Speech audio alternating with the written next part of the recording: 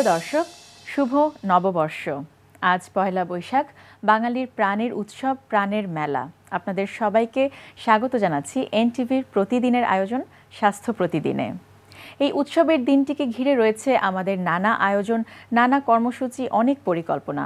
কিন্তু আমাদের শরীরটাই যদি আজ সুস্থ না থাকে, তাহলে কিন্তু পুরো আনন্দটাই মাটি। তাই আজ আমরা আলোচনা করব কিভাবে আজকের দিনটিতে সুস্থ থাকা যায়। এই বিষয়টি নিয়ে আলোচনার জন্য আমাদের স্টুডিওতে আছেন একজন বিশেষজ্ঞ চিকিৎসক। চলুন পরিচিত হই আমাদের অতিথির সাথে। ডাক্তার ফারুক আহমেদ 1970 সালের ফেব্রুয়ারিতে ঢাকা জেলায় জন্মগ্রহণ করেন। তিনি 1994 সালে ঢাকা মেডিকেল কলেজ থেকে MBBS ডিগ্রি অর্জন করেন। এরপর তিনি চিকিৎসা বিজ্ঞানে হেপাটোলজি বিষয়ে MD ডিগ্রি অর্জন করেন।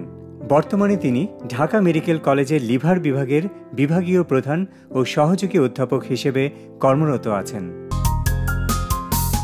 স্যার, আপনাকে স্বাগত জানাচ্ছি আমাদের অনুষ্ঠানে। শুভ নববর্ষ। শুভ নববর্ষ এবং দর্শকদেরকেও শুভ নববর্ষ জানাচ্ছি। স্যার, এই যে আজকের দিনটি একটি উৎসব মুখর পরিবেশ সবার, কিন্তু সাথে সাথে কিন্তু প্রচণ্ড রোদ এবং আবহাওয়ার একটি তারতম্য বা খুব একটি অসহনীয় পরিবেশ বলা যায়। তো সেখানে সবাই কিন্তু আবার বাসায় বসে নেই, বের হয়ে যাচ্ছে, কেউ কেউ বের হয়ে গেছেন, বের হবেন। সারাদিন ধরে তাদের কর্মব্যস্ততা, পরিকল্পনা। কোন কোন বিষয়গুলো আসলে মাথায় রাখা উচিত যাতে করে আজকের দিনটিতে তারা সুস্থ থাকতে পারেন? শুরুতেই আমি একটু জানতে চাইব এটি। এই নববর্ষটি হচ্ছে আমাদের সবার জন্য একটি খুব আনন্দময় একটি দিন এবং এই দিনটিতে প্রতি বছরই গরম এবং আর্দ্রতা দুই থাকে, কিন্তু এর মধ্যেই আমরা আমাদের সমস্ত অনুষ্ঠান এবং বিভিন্ন জায়গায় যাতায়াত করা এসবের মধ্যেই ব্যস্ত থাকি এবং এই উৎসবটিকে আমরা বাঙালি সবাই খুব উপভোগ করে থাকি। যে বিষয়টি নিয়ে আপনি বললেন সেটি হচ্ছে এই গরম এবং আর্দ্রতার মধ্যে যখন আমরা বাইরে যাই তখন কিছু বিষয় আমাদের একটু মাথায় রাখতে হবে। দীর্ঘ সময় গরমের মধ্যে এবং এই আর্দ্রতাপূর্ণ অবস্থা থাকার কারণে আমাদের শরীরের যে অঙ্গ প্রত্যঙ্গগুলো সেগুলো আসলে তাদের কার্যপ্রণালীটা বেড়ে যায়, আমাদের হৃৎপিণ্ডের গতি বেড়ে যায় এবং সবচেয়ে গুরুত্বপূর্ণ হচ্ছে আমাদের শরীর থেকে ঘামের মাধ্যমে প্রচুর পরিমাণে পানি এবং খনিজ লবণ এগুলো বের হয়ে যায় এবং শুধু ঘাম নয়, ঘামের সাথে সাথে নিঃশ্বাসের সাথেও এই পানি অনেকটা বের হয়ে যায়। এই বিষয়গুলো একটু আমাদেরকে খেয়াল রাখতে হবে যাতে এর কারণে কিছু সমস্যা দেখা দেয় সেটা যাতে না হয়। আচ্ছা, একটু জানতে চাইবো তাহলে, এই যে বলছিলেন যে প্রচুর পানি বের হয়ে যাচ্ছে, খনিজ লবণ বের হচ্ছে, সমস্যা কি কি ধরনের হতে পারে এই গরমে যখন বের হচ্ছি বা আমরা যখন বিভিন্ন প্রোগ্রামগুলোতে অ্যাটেন্ড করছি, যাতে করে সমস্যা না হয়? আসলে কোন কোন বিষয়গুলো আমাদের মাথায় রাখতে হবে, কিভাবে যেতে হবে? একটি হচ্ছে প্রথমে যদি আমি একটু ইন্টারফেয়ার করি আপনার সাথে। প্রথমে আমি একটু পোশাক নির্ধারণ থেকে শুরু করি, যেহেতু একটি গরমের সময়, যাতে করে আমরা খুব কমফোর্টেবলি চলতে পারি। আমি পোশাকটা দিয়ে একটু শুরু করবো আপনার কাছে, যে কি ধরনের পোশাক নির্বাচনের ক্ষেত্রে কোন কোন বিষয়গুলো মাথায় রাখা উচিত? একটু হালকা ধরনের কাপড় পরতে হবে, সুতির তো অবশ্যই পরা উচিত এবং যাতে একটু ঢিলাঢালা হয়। খুব বেশি টাইট কাপড় যেখানে ঘামানোর প্রবণতা বেশি থাকে এগুলো অ্যাভয়েড করা উচিত। আর সবচেয়ে দেখার বিষয় হচ্ছে যারা শিশু এবং যারা বয়োবৃদ্ধ, এদের ব্যাপারে আমাদের একটু বেশি সতর্ক থাকতে হবে। আচ্ছা, কি কি ধরনের সমস্যা শিশুটির ক্ষেত্রে হতে পারে? এই অতিরিক্ত সময় যদি তারা এই গরমের মধ্যে থাকেন বা যদি প্রোটেকশন না থাকে, তাহলে এই ঘামের মাধ্যমে যে পানি বের হয়ে যাওয়া এবং লবণের যে ঘাটতি দেখা দেওয়া, এতে করে এই শিশুরা এবং এই বয়োবৃদ্ধ যারা আছেন, বিশেষ করে 60 ঊর্ধ্ব যারা থাকেন এবং বিশেষ করে যারা ডায়াবেটিস এবং ব্লাড প্রেশারের পেশেন্ট থাকেন, তাদের মধ্যে এই দীর্ঘ সময় রোদজনিত কারণে যে অসুবিধাগুলো দেখা দেয় তার প্রবণতা বেশি থাকে। তো আমাদের খেয়াল রাখতে হবে যেন ছাতা ব্যবহার করা উচিত এবং অতিরিক্ত সময় রোদের মধ্যে বেশি হাঁটাহাঁটি না করা উচিত, একটু বিশ্রাম নিয়ে তারপর মাঝে মাঝে একটু বিশ্রাম নেওয়া উচিত এবং অবশ্যই সাথে পানিও রাখা উচিত, পানি বা ফলের রস, লবণ মেশানো ফলের ফ্রুট জুস। এবং এটি অবশ্যই নিজের বাড়ি থেকে বিশুদ্ধ পানিটাই নেওয়া ভালো আমি মনে করি, কারণ এখন কিন্তু দেখা যাবে যে আজকে যারা বাইরে পানি নিয়ে বসেছেন তাদের সবার আসলে উদ্দেশ্য কিন্তু ভালো হয় না, যদিও অনাকাঙ্ক্ষিত কিছু ঘটনায় আমরা পড়ে যাই। সেক্ষেত্রে বিশুদ্ধ পানিটা বাসা থেকে নেয়াই ভালো মনে হয়। অবশ্যই উচিত, কারণ একটি তো হচ্ছে বাইরের খোলা খাবার থেকে তো একটা জীবাণু সংক্রমণের একটা সম্ভাবনা থাকেই, আর পাশাপাশি আপনি যেটি বললেন যে অনেকের কিছু মানে ফুড পয়জনিং ছাড়াও আরও কিছু সমস্যা দেখা দেয়, যে কিছু অসাধু কিছু মানুষ এই মানে একটা অসাধু কারো খপ্পরে পড়ে হয়তো কোনো খারাপ একটি ঘটনার মধ্যে পড়ে যেতে পারেন।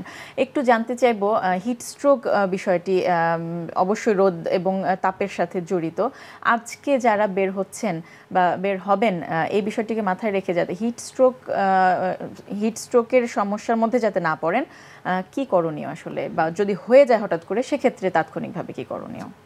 হয়ে যাওয়ার আগে যে বিষয়টা সেটা আগে বলি, যে দীর্ঘ সময় যদি কেউ এরকম ঘামের মাধ্যমে তার শরীর থেকে পানি বের হয়ে যায়, তাহলে তার ডিহাইড্রেশন বা পানি শূন্যতা দেখা দেয়।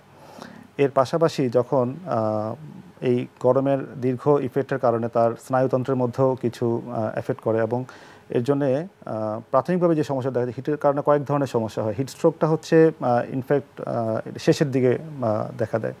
তার আগে যেটা হয়, প্রথমে হয়তো তার মাংসপেশিতে কামড় দেখা যেতে পারে, ব্যথা হতে পারে শরীরের, এটি প্রাথমিক অবস্থায় হয়। এর চেয়ে পরবর্তী যেটা হয় সেটা হচ্ছে বমি বমি ভাব হতে পারে, মাথা ব্যথা হয়, মাথা ঘুরতে পারে, একটা তন্দ্রালু ভাব দেখা দিতে পারে, পাশাপাশি তার প্রচুর ঘামের কারণে শরীর ঠান্ডা হয়ে যেতে পারে। এই বিষয়টা হচ্ছে হিট এক্সজশন হয়, হিট স্ট্রোকে নয়। হিট এক্সজশন যখন হয় তখনও কিন্তু এটি একটি মেডিকেল ইমার্জেন্সি। আচ্ছা। এবং সেই অবস্থায় রোগীকে প্রাথমিক কিছু চিকিৎসা দিয়ে তাকে হাসপাতালে প্রেরণ করতে হয়। আর হিট স্ট্রোক যেটি বলেন সেটি হচ্ছে উল্লেখযোগ্য বিষয় হচ্ছে, একজন এই দীর্ঘ সময় রোদে থাকার পরে যদি কারো হঠাৎ করে সে দেখা গেছে একটা অজ্ঞানতার ভাব চলে আসছে বা সে অজ্ঞান হয়ে গেছে এবং তার শরীরের টেম্পারেচার 105 বা তার বেশি ডিগ্রি ফারেনহাইট চলে আসছে, ওই মুহূর্তে কারো মনে হতে পারে যে হ্যাঁ, এই ব্যক্তিটি হয়তো জ্বরে ভুগতেছেন। কিন্তু আসলে আমাদের মাথায় রাখতে হবে, যদি কেউ দীর্ঘ সময় রোদে থাকার কারণে তারপরে যদি এরকম কেউ অজ্ঞান হয়ে যায় এবং তার যদি টেম্পারেচার 105-এর বেশি হয়, তাহলে আমরা ধরে নিতে হবে যে সে হিট স্ট্রোকে আক্রান্ত হয়েছে। এটি অবশ্যই তাকে সাথে সাথে তাকে কিছু মেজার নিতে হবে, তাকে ছায়া নিয়ে যেতে হবে, বাতাস করতে হবে, শরীরের যে বাড়তি কাপড় চোপড় সেগুলো সরায় ফেলতে হবে এবং শরীরে পানি ঢালতে হবে। যদি বরফ থাকে ইমিডিয়েটলি বরফ মেশানো পানি দেওয়া যেতে পারে। 105 থেকে কমিয়ে 101-এর বা তার নিচে টেম্পারেচার নামায় নিয়ে আসতে হবে। এবং এই প্রাথমিক পরিচর্যাগুলো করার পরপরই যদি সে মুখে খেতে পারে, ওই মুহূর্তে তাকে মুখে খাওয়ার চেষ্টা করতে হবে। সাধারণত অজ্ঞান হওয়ার কারণে খেতে পারে না, তখন তাকে দ্রুত হাসপাতালে প্রেরণ করতে হবে। আমরা কিন্তু দেখি যে অনেক ক্ষেত্রে বিশেষ করে বয়োবৃদ্ধ যারা আছেন, সিস্টেমিক কিছু ডিজিজ নিয়ে তারা থাকেন, তারা যখন বের হন তাদের পরিবার নিয়ে, সেক্ষেত্রে আসলে কোন কোন বিষয়গুলো মাথায় রাখতে হবে যাতে করে তাদের কোনো সমস্যা না হয় বা অনাকাঙ্ক্ষিত কোনো দুর্ঘটনায় তারা না পড়ে যান? রোদ থেকে নিজেকে প্রোটেকশন রাখার চেষ্টা করতে হবে। আর অবশ্যই কিছুক্ষণ পরপর, যেহেতু আমরা আসলে খেয়াল করি না, ঘাম এবং এই নিঃশ্বাসের সাথে যে পানিগুলো বের হয়ে যাচ্ছে, আমাদেরকে পানি এবং সাথে লবণ মেশানো থাকতে হবে। সেটা স্যালাইন ওয়াটার হতে পারে। এইগুলি অবশ্যই আধা ঘন্টা পর পর হলেও আমাদেরকে পর্যাপ্ত পরিমাণে খেয়ে যেতে হবে। এই দুটো যদি আমরা মাথায় রাখি তাহলে আশা করি ইনশাল্লাহ কোনো সমস্যা হবে না। অনেকে আছেন যে যাদের স্কিনটা থাকে হচ্ছে ফটোসেনসিটিভ বা সূর্যের কাছাকাছি যারা যেতে চান না বা সূর্যের সংস্পর্শে আসলে তাদের সমস্যা হয়, কি করণীয় তাদের ক্ষেত্রে? তাদের প্রতি পরামর্শ কি থাকবে? সানস্ক্রিন ব্যবহার করলে একটু সূর্যের আলো থেকে প্রোটেকশন পেতে পারেন। আর এছাড়া যা বললাম একই ব্যবস্থা সবার জন্য, মানে ছাতা রাখতে হবে সাথে আপনি পানিও, সূর্যের তীব্রতা যাতে তার পর্যন্ত পৌঁছতে না পারে সেটি মাথায় রাখতে হবে। জানতে চাইবো প্রসাধনী নিয়ে, কারণ হচ্ছে মেয়েদের ক্ষেত্রে বিশেষ করে এখন কিন্তু ছেলেরাও অনেক সৌন্দর্য সচেতন হয়েছেন, তারা কিন্তু খুব প্রসাধনী ইউজ করছেন বা এর মধ্যে করবেন যারা বের হবেন আজকে। কোন কোন বিষয়গুলো মাথায় রাখতে হবে এই বিষয়ে, এবং আসলে তাদের স্কিনটাকে প্রোটেক্ট রাখার জন্য এক্ষেত্রে কি করণীয়? সানস্ক্রিন ব্যবহার করার মাধ্যমেই এই সূর্যের আলো থেকে প্রোটেকশন পাওয়া যাবে। আর প্রসাধনী যত হালকা ব্যবহার করা যায় ততই ভালো, কারণ বাড়তি প্রসাধনীর কারণে একজন গরমের আক্রমণটা আরো বেশি তার মধ্যে দেখা দিতে পারে। আর ড্রেসের ব্যাপারে তো প্রথমেই বলেছেন যে একটু হালকা এবং একটু ঢিলাঢালা কাপড়। একটু খাবার দাবারগুলোর বিষয়গুলো যদি একটু পরিষ্কার করে বলে দিতেন, কারণ ভাজা পোড়া এই খাবারগুলো কিন্তু আমরা প্রচুর দেখছি বাইরে, এবং দেখা যাচ্ছে যে সেগুলো প্রতি খুব মহাবিষ্ট হয়ে যাচ্ছেন আমাদের যারা যাচ্ছেন বাইরে। একটু সতর্ক হওয়ার জন্য কি করণীয়? বাইরের খোলা খাবার তো খাওয়া উচিতই নয়। আর পাশাপাশি তেল ভাজা পোড়া খাবারগুলো একটু অসুবিধা করতে পারে, কারণ গরমের কারণে কিন্তু বমি ভাব দেখা দিতে পারে, কারো কারো বমি হয়, সেই জায়গায় এই খাবারগুলো তার জন্য আরও সমস্যা দেখা দিবে। সুতরাং আমাদেরকে খাবার সিলেকশন করার ব্যাপারেও আসলে বাসার খাবারই সবচেয়ে ভালো আমি মনে করি। তারপরে ট্রেডিশনাল যেটুকু ফুড আমাদেরকে খেতেই হচ্ছে, যতটুকু পারা যায় নিয়ন্ত্রণের মধ্যে রাখা ভালো আর কি। রাখা ভালো, এবং অবশ্যই মাথায় রাখতে হবে আপনি যেটি বারবার করে বলছিলেন যে পানির বিষয়টি অবশ্যই মাথায় রাখতে হবে, যাতে করে বিশুদ্ধ পানি এবং ঘন ঘন স্যালাইন বা পানি জাতীয় খাবার আমাদের খেতে হবে। স্যার অনেক অনেক ধন্যবাদ, আশা করছি আপনার পরামর্শগুলো আমাদের দর্শকদের কাছে আসবে। আপনাকেও ধন্যবাদ এবং সবাইকে আবার নববর্ষের শুভেচ্ছা। প্রিয় দর্শক, আমরা শুনছিলাম কিছু গুরুত্বপূর্ণ পরামর্শ। স্যার যে পরামর্শগুলো আমাদের দিলেন সেগুলো অবশ্যই আজকে মাথায় রাখতেই হবে, যাতে করে আপনাদের আজকের পরিকল্পনাটা অসুস্থতার কারণে ভেস্তে না যায়। আজকে যে আসনটা করব এটা হচ্ছে অর্ধ মৎস্যেন্দ্রাসন বা Lord of the fish pose.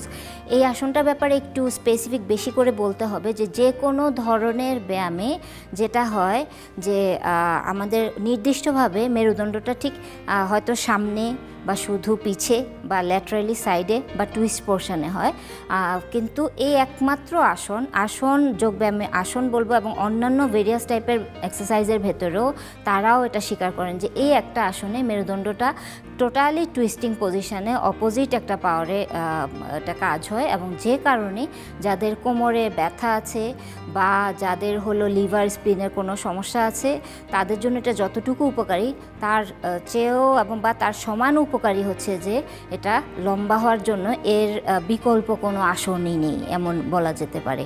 তো এই একটা আসনে মেরুদণ্ডে যেভাবে চতুর্দিক দিয়ে কাজ হয় অন্য কোনো আসন বা কোনো ব্যায়ামে এভাবে কাজটা হয় না। তো আমরা তার মানে বুঝতেই পারছি যে এই আসনে শিশুদের হাইটটা ইনক্রিজ করতে হেল্প করবে, আর যারা বড়রা আছেন তাদের যেটা হবে যে টোটাল মেরুদণ্ডের বা জয়েন্টে যে সমস্যাগুলো আছে সেগুলোর উপকারের জন্য বা ইন্টারনাল অর্গানের জন্য এটা হেল্প করবে।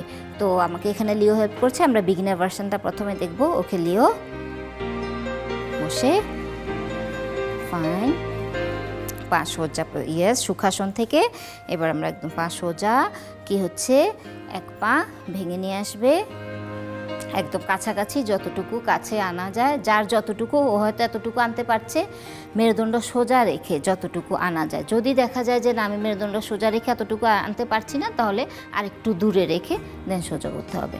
ওকে, দেন অপোজিট আর্ম, যেই পাটা আমরা তুলছি তার উল্টো হাতটা, ওকে, ইনহেল অ্যান্ড আপ, উঠে এক্সেল, অ্যাবস ইন রেখে ট্রাই করবে যে হ্যাঁ ধরে কাছাকাছি বুকের কাছে নিয়ে আসার জন্য।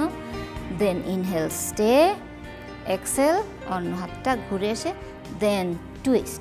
এখানে আমরা দেখতে পাচ্ছি যে ওকে, ব্রিথ, 1 2 3 4 5, ইনহেল অ্যান্ড এক্সেল, আস্তে করে ছেড়ে দেন রিল্যাক্স এবং পাটা ছেড়ে দিলাম। ওকে, অন্য পা তুমি করতে থাকো, অন্য পায়ে কীভাবে হবে করতে থাকো। আমরা যেটা খেয়াল করছি যে একটা হাত দিয়ে একদিকে আমরা পাটা বুকের কাছে ধরে নিয়ে আসছি, শরীরটাকে এদিকে আনছি, অন্য হাত দিয়ে আমরা চেষ্টা করছি যে টুইস্ট পজিশনটায় যেতে, যে চেস্টটা ওপেন হতে। তার মানে কি শরীর একদিকে আমি এদিকে আনতে চাচ্ছি আর একদিকে আমি শরীর অন্যদিকে নিতে চাচ্ছি, টোটালি একটা টুইস্টিং পজিশন।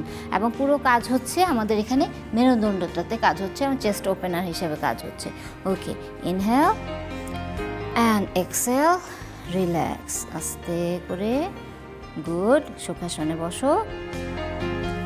ওকে, তাহলে এখানটায় যখন তুমি ফিল করছো, যখন করতে যাচ্ছ, কোন জায়গাটায় সবচেয়ে বেশি টান লাগছে? পেটে, চেস্টে, না কোমরে বা পিঠে?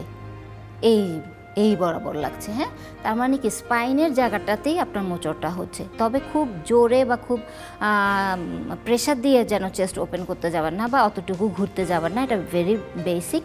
আস্তে আস্তে ট্রাই করবেন। যখন দেখবেন যে এটা খুব ভালো অভ্যাস হয়ে গেছে তখন এবার গো অ্যাডভান্স মুভ। ওকে, জোড়া, নাইস। যখন আনলাম, এনে দেন ক্রস ইট ওভার, দেন নিচের পাটা নিয়ে আসবো আমরা একদম কাছাকাছি, already, nice. Then inhale and exhale, সিনে ধরে কাছে এনে then inhale and exhale, twist. Yes, এখন হচ্ছে যে এটা হচ্ছে পূর্ণাঙ্গ আসনটা, যে যখন একদম নিচের পা সহ উপরে সহ টোটাল বডিরই কাজ হচ্ছে এবং প্রতিটা মাসল এখানে অ্যাক্টিভ হচ্ছে with including spine. And inhale and exhale, relax, আস্তে করে change, good, yes, nice, close, very good, very good, nice. মেরুদণ্ড সোজা, then inhale up and exhale, কাছে এনে ইনহেল অ্যান্ড এক্সেল, গুড, সুন্দর। এবং দেখছেন আমরা আপনারা যে ঘাড়ের কাজটুকু পর্যন্ত হচ্ছে ঘাড়ের টুইস্টিং পজিশনটা, যাদের তার মানে কি হচ্ছে, যাদের এখানে কোনো সমস্যা আছে, ঘাড়ে কোনো ব্যথা আছে, তারা কিন্তু খুব জোরাজোরি করা যাবে না। তখন তারা কী করবে, ঘাড়টা নর্মাল রাখবে, খালি চেস্ট থেকে ওপেন করবে। আর যদি সমস্যা না থাকে ঘাড় সহ ঘুরাবে, তাতে এই জায়গার ব্যায়ামটা সহ হয়ে যাবে। Okay, and inhale and exhale, relax. এবং এতে পেটের মেদ কমার জন্য এই আসনটা খুবই উপকারী। পেটের অর্গানগুলো যেহেতু আরও অ্যাক্টিভ হচ্ছে, তখন পেটের মেদটা কমতেও এটা খুব হেল্প করবে। সো বিগিনার ভার্সন থেকে সঠিক সময় যদি শিশুদেরকে করান, তাহলে কিন্তু ওদের এটা হাইট বাড়াতে খুবই সাহায্য করবে। দর্শক, ডাব অত্যন্ত প্রয়োজনীয় এবং উপাদেয় একটি খাবার। ডাবের পানি এবং ডাব বিভিন্ন পুষ্টি গুণাগুণ সমৃদ্ধ। চলুন আমরা জেনে নেই একজন পুষ্টিবিদের কাছ থেকে ডাবের কি কি পুষ্টিগুণ রয়েছে। ডাব আমাদের দেশের অতি পরিচিত একটি ফল। ডাবের পানি পান করেন না এমন লোক খুঁজে পাওয়া ভার। ডাবে রয়েছে পর্যাপ্ত পরিমাণে সোডিয়াম ক্লোরাইড এবং অন্যান্য প্রয়োজনীয় খনিজ উপাদান। ডাবে উচ্চমাত্রায় পটাশিয়াম রয়েছে। এই উচ্চমাত্রার পটাশিয়াম থাকার কারণে বমি হলে আমাদের শরীর থেকে যে প্রয়োজনীয় খনিজ উপাদানটা বের হয়ে যায়, ডাব তা ঘাটতি পূরণ করতে সহায়তা করে। এ কারণে বমিটিং, ডায়রিয়া এবং তীব্র গরমে ডাব উল্লেখযোগ্য পানীয় হিসেবে ব্যবহৃত হয়ে থাকে। ডাবে যে পরিমাণ পটাশিয়াম রয়েছে তা যে কোনো পটাশিয়াম ইলেকট্রোলাইট ইনব্যালেন্স রোগীদের ক্ষেত্রে উল্লেখযোগ্য সহায়তা হিসেবে পালন করে থাকে। ডাবের মধ্যে পর্যাপ্ত খনিজ লবণ থাকার কারণে যে কোনো বয়সের মানুষ, বিশেষ করে শিশু থেকে বয়োবৃদ্ধ পর্যন্ত সহজেই তা গ্রহণ করতে পারেন। ডাবের পটাশিয়াম থাকার কারণে তা আমাদের ব্লাড প্রেশার নিয়ন্ত্রণে গুরুত্বপূর্ণ ভূমিকা পালন করে থাকে। ডাব আমাদের দেহকোষগুলোকে সতেজ ও সজীব রাখতে সাহায্য করে, রক্ত চলাচলকে বাড়িয়ে দেয় এবং বিশুদ্ধ অক্সিজেন সরবরাহ বাড়ায়। ফলে ত্বকের প্রতিটি কোষ হয়ে ওঠে প্রাণবন্ত। অনেকের ধারণা ডাব ডায়াবেটিক রোগীরা খেতে পারবে না, কিন্তু ধারণাটি মোটেও সত্যি নয়। ডাবে কোনো চর্বি বা কোলেস্টেরল না থাকার কারণে ডায়াবেটিক রোগীরা অতি সহজেই এটি গ্রহণ করতে পারবেন। কিন্তু উচ্চমাত্রার পটাশিয়াম থাকার কারণে অনেক কিডনি রোগী বা দীর্ঘদিন ধরে যারা কিডনির বিভিন্ন রোগে আক্রান্ত, ডায়ালাইসিস চলছে, এই ধরনের রোগীরা ডাবের পানি গ্রহণ করতে পারবেন না। কারণ পটাশিয়াম থাকার কারণে কিডনি নেফ্রাইটিসের উপরে এই পটাশিয়াম জমা হয়ে চাপ বাড়াবে, ফলে শরীর থেকে বর্জ্য পদার্থগুলো নিষ্কাশনে বাধা পাবে। ডাবের পানিতে অন্যান্য প্রয়োজনীয় খনিজ উপাদানের মধ্যে উল্লেখযোগ্য আরেকটি উপাদান হচ্ছে ক্যালসিয়াম। এই ক্যালসিয়াম আমাদের হাড়ের গঠনকে মজবুত করে রাখে, যা আমাদের ত্বক, চুল ও নখের সুস্থতা বজায় রাখতেও সাহায্য করে। ডাবের পানির এত গুণাগুণ অনেকেই জানেন না। কোনো কারণ ছাড়াই যদি কেউ ডাবের পানি নিজের অজান্তেই 1 গ্লাস নিয়ে থাকেন, তাও তিনি পটাশিয়াম ও সোডিয়ামের ভারসাম্য রক্ষা করে শরীরের একটি ইলেকট্রনিক সমতা আনতে পারেন, যার ফলে বিভিন্ন অঙ্গগুলোকে বিভিন্ন রোগের হাত থেকে রক্ষা করে সুস্থ সবল ও স্বাভাবিকভাবে জীবনযাপন করতে পারেন। দর্শক, স্বাস্থ্য প্রতিদিনের আজকের হেলথ টিপস। গরমে রাস্তাঘাটে বেরোলে হঠাৎ পিপাসায় কাহিল হয়ে যেতে পারেন। পিপাসা মেটানোর দায়িত্বটা কোল্ড ড্রিঙ্কসের পরিবর্তে কচি ডাবের উপর ছেড়ে দিতে পারেন।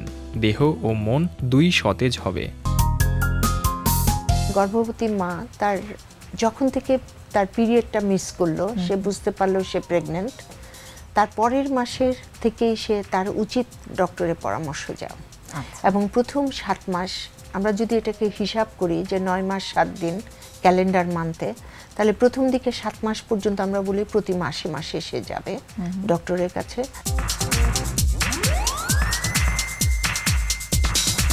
প্রিয় দর্শক, বিশ্বের যে কোনো প্রান্ত থেকে যে কোনো সময় আপনাদের প্রিয় অনুষ্ঠান স্বাস্থ্য প্রতিদিন দেখতে চাইলে ভিজিট করুন আমাদের পূর্ণাঙ্গ ওয়েব পোর্টাল www.ntvbd.com। আজ এ পর্যন্তই। আপনারা সবাই ভালো থাকুন, সুস্থ থাকুন। সবাইকে আবারও নববর্ষের অনেক অনেক শুভেচ্ছা জানিয়ে শেষ করছি আমাদের আজকের অনুষ্ঠান। আগামীকাল দেখা হবে ঠিক একই সময় এনটিভি পর্দায়।